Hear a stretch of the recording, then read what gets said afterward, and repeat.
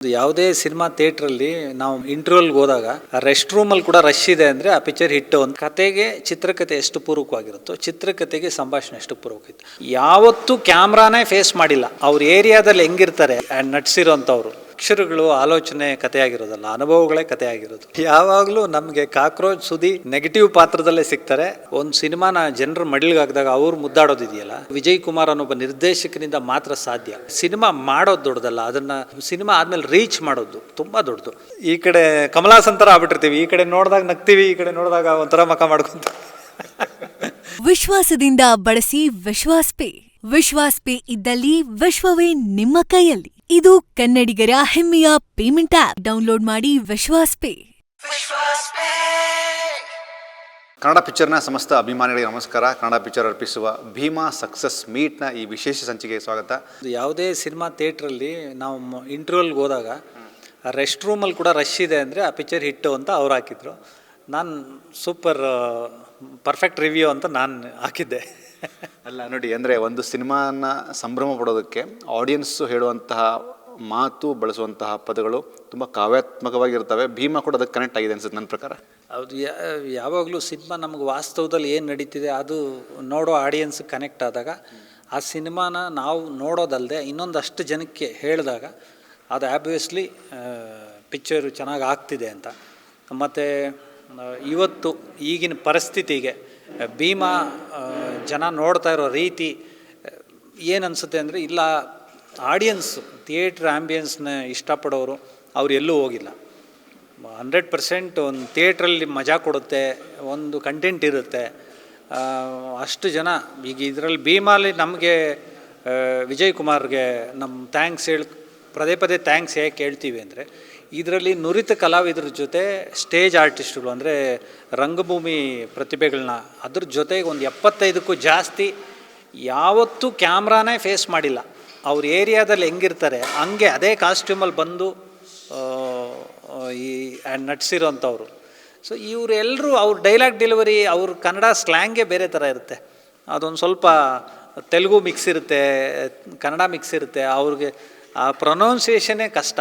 So ಆ ಥರದವ್ರಿಗೆ dialogue ಬರೋದು, ಅದನ್ನು ಜನ ಎಂಜಾಯ್ ಮಾಡ್ತಾ ಇರೋದು ಒಂದು ಬೇರೆ ಥರ ಅನಿಸುತ್ತೆ.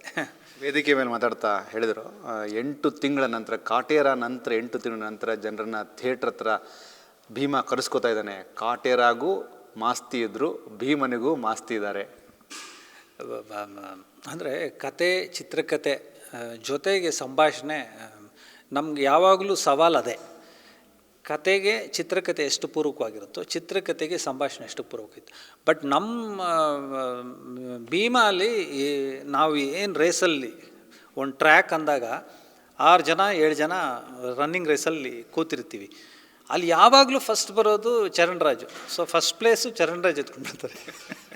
ಸೊ ಸೆಕೆಂಡ್ ಓಡೋದಕ್ಕೆ ಮತ್ತು ವಿಜಿಲ್ ಹೊಡೆದ್ಬಿಟ್ಟು ಓಡೋದು ವಿಜಯ್ ಕುಮಾರ್, ನಮ್ಮ ಡೈರೆಕ್ಟ್ರು. ಅವರು ಎಲ್ರಿಗೂ ಮೀರಿ ಅಂದರೆ ಹಿಂಗೆ ಓಡ್ರಿ, ಇಲ್ಲಿ ನೀನು ಕುತ್ಕೋ, ಇಲ್ಲಿ ನೀನು ಓಡು ಅಂತ ಹೇಳೋದು ನಿರ್ದೇಶಕ. ನಾನು ಸ್ಟೇಜ್ ಮೇಲೂ ಅದೇ ಹೇಳಿದೆ, ನಿನ್ನ ಬಾಡಿ ಏನಾದರೂ ನಿನ್ನ ಜೊತೆ ಮಾತಾಡೋಂಗಿದ್ರೆ ಯಾವುದು ಆ ಬೈಸೆಪ್ಸು ಟ್ರೈಸೆಪ್ಸು ಅವೆಲ್ಲ ನಿನ್ನ ಕೈ ಮುಗಿದ್ಬಿಡ್ತಾಯಿತ್ತು. ಬಿಟ್ಬಿಡ್ಗುರು ನಮ್ಮನ್ನು, ಬೆಳಿಗ್ಗೆ ಎದ್ದರೆ ವ್ಯಾಯಾಮ ಮಾಡಿಸ್ತೀಯಾ, ಕಾಲುಗಳು ವಾಕಿಂಗು, ಬ್ಯುಸಿಯೆಸ್ಟು. ಅದ್ರ ಮಧ್ಯೆ ಕತೆ ಇಷ್ಟು ಮುದ್ದಾಗಿ ಮಾಡಿ ಆ ಕತೆ ಮಾಡೋದಕ್ಕೆ ಮತ್ತು ಇದರಲ್ಲಿ ಅಕ್ಷರಗಳು ಆಲೋಚನೆ ಕಥೆಯಾಗಿರೋದಲ್ಲ, ಅನುಭವಗಳೇ ಕಥೆಯಾಗಿರೋದು. ಅದೇನು ಕಂಟೆಂಟ್ ಇದೆ ಡ್ರಗ್ಸ್ದು, ಈ ಗಾಂಜಾ ಇದ್ರದ್ದು, ಅದನ್ನು ತಗೊಂಡು ನೋವು ಅನುಭವಿಸಿರೋ ಮಕ್ಕಳುಗಳು ಬಂದು ವಿಜಯ್ ಹತ್ರ ಕತೆ ಹೇಳಿರೋದು. ಅಣ್ಣ ಹಿಂಗೆ ಆಗುತ್ತೆ, ನಮಗೆ ಇದೊಂದು ಟ್ರಾನ್ಸ್ಗೆ ಹೋಗ್ತೀವಿ, ಹೋದಾಗ ಅದನ್ನು ಹೋಗೋಕ್ಕೆ ದುಡ್ಡು ಬೇಕಾಗುತ್ತೆ, ಅದು ಸಿಕ್ಕಲಿಲ್ಲ ಅಂದರೆ ಈ ಥರ ಕ್ರೈಮ್ ಹಾದಿ ಹಿಡಿತೀವಿ.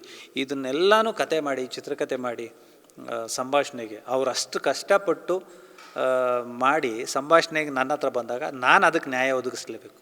ಸೊ ಆ ನಿಟ್ಟಿನಲ್ಲಿ ಆದಷ್ಟು ವಾಸ್ತವವಾಗಿ ಅವ್ರು ಏನು ಮಾತಾಡ್ತಾರೆ ಅದನ್ನೇ ಡೈಲಾಗ್ಗಳಾಗಿ ಇಟ್ಟಿರೋದು. ಫಸ್ಟ್ ಡೇ ಸಂತೋಷ್ ಥಿಯೇಟ್ರಲ್ಲಿ ಪ್ರತಿಯೊಂದು ಪಾತ್ರದ ಬಗ್ಗೆ ಮಾತಾಡ್ತಾ ಒಂದಷ್ಟು ಜನ ಭೀಮಾ ವಿಜಯ್ ಸರ್ ಬಗ್ಗೆ ಮಾತಾಡ್ತಾ, ಒಂದಷ್ಟು ಜನ ನೀವು ಕೇಳಿಸ್ತಲ್ಲ ಗೊತ್ತಿಲ್ಲ, ನಾನು ಅದನ್ನು ಕೇಳಿಸ್ಕೊಂಡೆ. ಶುಂಠಿ ಪಾತ್ರದ ಡೈಲಾಗ್ಸನ್ನು ಮಾಸ್ತಿ ಸರ್ ಓನ್ಲಿ ಈ ಥರ ಬರೆಯೋಕ್ಕೆ ಸಾಧ್ಯ. ಶುಂಠಿಗೆ ಕಾಕ್ರೋಚ್ ಸುದಿಗೆ ಆ ಒಂದು ದಿನ ಬೇರೆ ಥರ ರ್ಯಾಪೋ ಇದೆ. ನಿಮ್ಮ ಬರವಣಿಗೆಗೂ ನಿಮ್ಮ ಡೈಲಾಗಿಗೂ ಮತ್ತು ಸುದಿಗೂ ನನಗಿದು ನನ್ನ ಪರ್ಸನಲ್ ಅನಿಸಿದ್ದು. ಯಾವಾಗಲೂ ನಮಗೆ ಕಾಕ್ರೋಚ್ ಸುದಿ ನೆಗೆಟಿವ್ ಪಾತ್ರದಲ್ಲೇ ಸಿಗ್ತಾರೆ. ನಾವು ಅವ್ರಿಗೆ ಪಕ್ಕಾ ಈಗ ಟಗರುಲಿ ಒಂದೇ ಡೈಲಾಗೆ ತುಂಬ ರಾ ಆಗಿ ಹೊಡಿತಾರೆ. ಅಂದರೆ ACP ಶಿವಣ್ಣನಿಗೆ ಟಗರು ಕ್ಯಾರೆಕ್ಟ್ರಿಗೆ ತುಂಬ ಖಾರವಾಗಿ ಮಾತಾಡ್ತಾನೆ. ಏನಕ್ಕೆ ಅಷ್ಟು ಖಾರವಾಗಿ ಮಾತಾಡ್ತಾನೆ ಅಂದರೆ ನೆಕ್ಸ್ಟ್ ಸೀನಲ್ಲೇ ಬಂದು ಕಾಕ್ರೋಚ್ ಸುದಿನ ಎನ್ಕೌಂಟ್ರ್ ಮಾಡಬೇಕು ಶಿವಣ್ಣ. ಸೊ ಆ ಒಂದು ಒನ್ ಬರೀಲೇಬೇಕು. ಇನ್ನು ಸಲಗಾಗಿ ಬಂದಾಗ ಸಾವಿತ್ರಿ ಕ್ಯಾರೆಕ್ಟ್ರು ಅಲ್ಲಿ ಸ್ವಲ್ಪ ಹ್ಯೂಮರ್ ಸಿಕ್ತು, ಇಲ್ಲಾಂದರೆ ಅದು ನೆಗೆಟಿವೇ. ಇನ್ನು ಇದರಲ್ಲಿ ಶುಂಠಿ ಕ್ಯಾರೆಕ್ಟ್ರು. ಸೊ 3 ಪಾತ್ರದಲ್ಲಿ ಸುದಿನೇ ನಟಿಸಿರೋದು. ಅದು ನೀವು ಹೇಳ್ದಂಗೆ ನಮ್ಮ ಕೈಗೆ ಪೆನ್ ಸಿಕ್ಕಿದಾಗ ಪಾತ್ರ ಸುದಿಗೆ ಸಿಕ್ಕಿದಾಗ ತುಂಬ ಚೆನ್ನಾಗಾಗಿದೆ. ಮತ್ತು ಅದ್ಭುತವಾದ ನಟ. ಏನು ಒಂದು ಬೆಂಗಳೂರಿನ ಬಡಾವಣೆಗಳು, ಅಲ್ಲಿನ ಕೊಳಗೇರಿಗಳಲ್ಲೇ ಕ್ರಿಮಿ ಪಾತ್ರ. ಆದರೆ ನೋಡಿದ್ರೇ ಇವನು ಫಸ್ಟ್ ಹೊಡಿಬೇಕು ಗುರು ಹೀರೋ ಅಂತ ಆಡಿಯನ್ಸೇ ಅನ್ಕೊತಾರೆ. ಅವನು ಹಂಗೆ ಉರಿಸ್ತಾನೆ ಆ ಪಾತ್ರ. ಸೊ ಸುದಿ ನಿಜಕ್ಕೂ ತುಂಬಾ ಒಳ್ಳೆ ನಟ. ಮತ್ತು ಯಾವುದೇ ಒಂದು ಇನ್ನೊಬ್ಬರಿಂದ ಶಿಫಾರಸ್ ಪಡ್ಕೊಂಡು ಬಂದಂಥವನಲ್ಲ, ತಾನೇ ತನ್ನ ಪಾತ್ರಗಳನ್ನ ಹುಡುಕೊಂಡು ಮಾಡ್ಕೊಂಡು ಬಂದಿರೋಂಥ ನಟ. ಸೊ ಎಲ್ಲ ಪಿಕ್ಚರ್ಗಳು ಚೆನ್ನಾಗೇ ಆಯಿತು. ಟಗರುಲಾಗಲಿ, ಸಲಗ ಆಗಿರಲಿ, ಈಗ ಭೀಮಲ್ಲು ಆ ಪಾತ್ರ. ಅದಕ್ಕೆ ನಮ್ಮ ಗಿರಿಜಾ ಒದ್ದು ಲಾಕಪ್ಗೆ ಹಾಕ್ಬಿಡ್ತೀನಿ, ಹೆಂಗೂ ಬೇಲ್ ಮೇಲೆ ಇದೆಯಾ ಅನ್ನೋ ಥರದ್ದು. ಚೆನ್ನಾಗಾಗತ್ತೆ ಅವ್ರ ಜೊತೆ ಕೆಲಸ ಮಾಡಿದ್ದು. ಆಮೇಲೆ ವೇದಿಕೆ ಮೇಲೆ ಮಾತಾಡ್ತಾ ವಿಜಯ್ ಸರ್ ಒಂದು ಮಾತಾಡ್ತಾರೆ, ನಂದು ಮಾಸ್ತಿದು ಬರೀ ಈ ಜರ್ನಿ ಅಲ್ಲ, ಬೇರೆ ಜರ್ನಿ ಇದೆ, ಸುಮಾರು ವರ್ಷದ ಗೆಳೆತನ ಅಂದರು. ಈ ಗೆಳೆತನ ಅನ್ನುವಂತಹ ಮಾತಲ್ಲಿ ಒಂದು ಭಾವುಕತೆ ಇದೆ, ಒಂದು ಆತ್ಮೀಯತೆ ಇದೆ, ಒಂದು ಪ್ರೀತಿಯ ಅಪ್ಪುಗೆ ಇದೆ. ಸಿನಿಮಾನ ಹೊರತುಪಡಿಸಿ ಮಾಸ್ತಿ ನನಗೆ ಬೇಕು ಅನ್ನುವಂಥ ಆ ಫೀಲ್ ಇದೆ. ಇದಕ್ಕೆ ನಿಮ್ಮ ಒಂದು ಸ್ಪಷ್ಟೀಕರಣ? ನಾನು ಅದೇ ಹೇಳಿದ್ದು, ಈ ಒಂದು ಸಕ್ಸಸ್ ಮೀಟ್ ಅಂತ ಏನು ಮಾಡಿದ್ರು ಅಲ್ಲಿ ವಿಜಿನೇ ಹೇಳಿದ್ರು, ಯಾರು ಥ್ಯಾಂಕ್ಸ್ ಹೇಳಬೇಡಿ, ಎಲ್ಲರೂ ಬಂದವರೆಲ್ಲ ಥ್ಯಾಂಕ್ಸ್ ಹೇಳ್ತಾರೆ ಅಂತ. ನಾನು ಅದಕ್ಕೆ ಹೇಳಿದೆ, ನಿನಗೆ ಥ್ಯಾಂಕ್ಸ್ ಹೇಳಂಗಿಲ್ಲಪ್ಪ, ಬಟ್ ಸನ್ಮಾನನೇ ಮಾಡಬೇಕು. ಕಲಾವಿದರ ಸಂಘ ಆಗಿರ್ಬೋದು, ವಾಣಿಜ್ಯ ಮಂಡಳಿ ಇರ್ಬೋದು, ಸಾಹಸ ನಿರ್ದೇಶಕರ ಸಂಘ ಆಗಿರ್ಬೋದು, ಎಲ್ಲರೂ ಬಂದು ಸನ್ಮಾನ ಮಾಡಬೇಕು. ಯಾಕಂದರೆ ಈ ಪರಿಸ್ಥಿತಿಲಿ ಒಂದು ಸಿನಿಮಾನ ಜನರ ಮಡಿಲಿಗೆ ಹಾಕಿದಾಗ ಅವ್ರು ಮುದ್ದಾಡೋದಿದೆಯಲ್ಲ, ಅದು ವಿಜಯ್ ಕುಮಾರ್ ಅನ್ನೊಬ್ಬ ನಿರ್ದೇಶಕನಿಂದ ಮಾತ್ರ ಸಾಧ್ಯ. ಏಕೆಂದರೆ ತುಂಬಾ ಕಷ್ಟಪಟ್ಟ, ಮತ್ತು ಸಿನಿಮಾ ಮಾಡೋದು ದೊಡ್ಡದಲ್ಲ, ಅದನ್ನು ಸಿನಿಮಾ ಆದಮೇಲೆ ರೀಚ್ ಮಾಡೋದು ತುಂಬ ದೊಡ್ಡದು. ಒಂದು ಮಗು ಆದಮೇಲೆ ಆ ಮಗುನ ಪೋಷಣೆ ಮಾಡೋದಿದೆಯಲ್ಲ, ಆ ಮಟ್ಟದ ರಿಸ್ಕು ಸಿನಿಮಾನ ತಲುಪಿಸೋದು. ಸೊ ನಿಮ್ಮೆಲ್ಲರ ಸಹಕಾರ, ಅದ್ರ ಜೊತೆಗೆ ಇಡೀ ಇಂಡಸ್ಟ್ರಿ ಕಾಯ್ತಿತ್ತು. ಈ ಭೀಮನಿಗೆ ಅದೊಂದು ಆಶೀರ್ವಾದ ಏನಂದರೆ ಎಲ್ಲರೂ ಕಾದರು. ಇಲ್ಲ, ಒಂದು ಸಿನಿಮಾ ಬೇಕಿತ್ತು. ಜನವರಿಯಿಂದ ಈಚೆಗೆ ಯಾವುದೂ ಅಂಥ ಸಿನಿಮಾ ದೊಡ್ಡ ಮಟ್ಟದ ಯಶಸ್ಸು ಅಂತ ಪಡೀಲಿಲ್ಲ.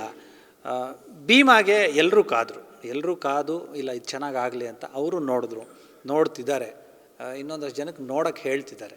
ಸೊ ಈ ಮಟ್ಟದ ಇದಕ್ಕೆಲ್ಲದೂ ಕ್ರೆಡಿಟು ವಿಜಯ್ ಕುಮಾರ್ಗೆ ಕೊಡಬೇಕು.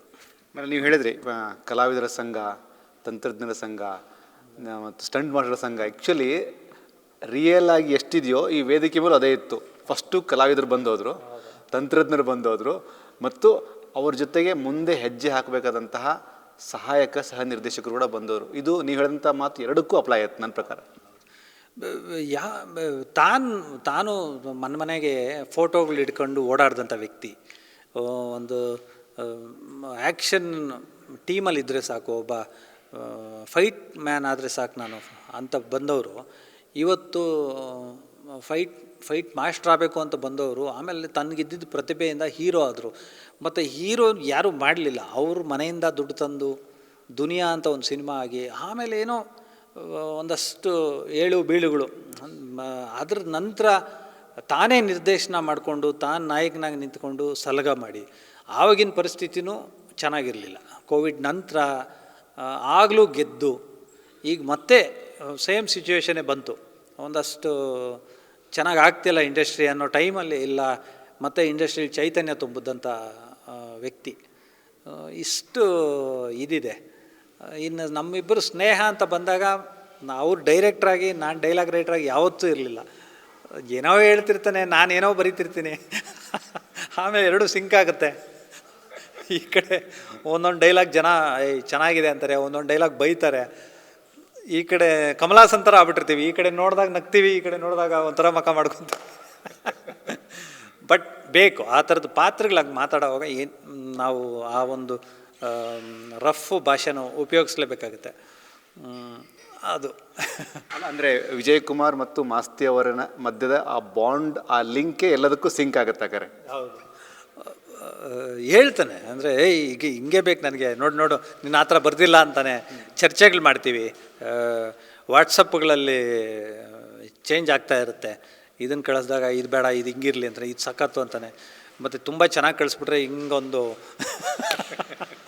ಹಿಂಗೆ ಕಳಿಸಿರ್ತಾನೆ. ಅದು ಮತ್ತು ಸಂಭಾಷಣೆ ವಿಚಾರದಲ್ಲಿ ಜನ ಎಂಜಾಯ್ ಮಾಡ್ತಿದ್ದಾರೆ. ಅಲ್ಟಿಮೇಟ್ ಅದೇ, ಅವರು ಇಷ್ಟಪಟ್ಟು. ಮತ್ತು ಅದನ್ನು ಒನ್ ಆನ್ ಒನ್ ಕೌಂಟ್ರುಗಳು ನಮಗೆ ರಿಪೀಟ್ ಆಡಿಯನ್ಸ್ ಅಂತ ಯಾವಾಗ ಗೊತ್ತಾಗುತ್ತೆ ಅಂದರೆ, ಥಿಯೇಟ್ರಲ್ಲಿ ಒಂದು ಡೈಲಾಗ್ ಬಂದಾಗ ಜನ ಅದಕ್ಕೆ ಕೌಂಟ್ರ್ ಕೊಟ್ಟಾಗ ಓ ಇವರು ಒಂದು ಸತಿ ನೋಡ್ಕೊಂಬಂದವ್ರೆ ಅಂತ. ಸೊ ಅದೆಲ್ಲ ಚೆನ್ನಾಗಿ ಆಗ್ತಿದೆ. ಒಂದು ಫೈನಲ್ ಪ್ರಶ್ನೆ, ಮಾಸ್ತಿಯವರು ಬಹಳಷ್ಟು ಸಕ್ಸಸ್ಫುಲ್ ಸಿನಿಮಾಗಳ ಜೊತೆ ಜರ್ನಿ ಮಾಡಿರಿ. ಭೀಮಾ ಯಾಕೆ ಸ್ಪೆಷಲಾಗಿ ನಿಲ್ಲುತ್ತೆ ಆ್ಯಸ್ ನೌ ಎಕ್ಸಾಕ್ಟ್ ಈಗಿನ ಸ್ಥಿತಿಗೆ ಯಾಕೆ ನಿಮಗೆ ಸ್ಪೆಷಲ್ ಆಗುತ್ತೆ?